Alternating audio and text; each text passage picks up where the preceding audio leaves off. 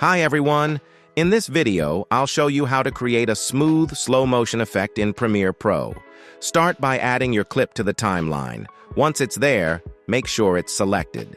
Now, to bring up the speed settings, use the keyboard shortcut Ctrl+R or right-click on the clip and select Speed or Duration. This will open a window where you can adjust the speed. To create slow motion, lower the speed to your preference, like 50% for half speed, then click OK. If you play the clip now, you might notice it looks a bit choppy, especially if your footage is 30 frames per second. To fix that, bring up the speed settings again.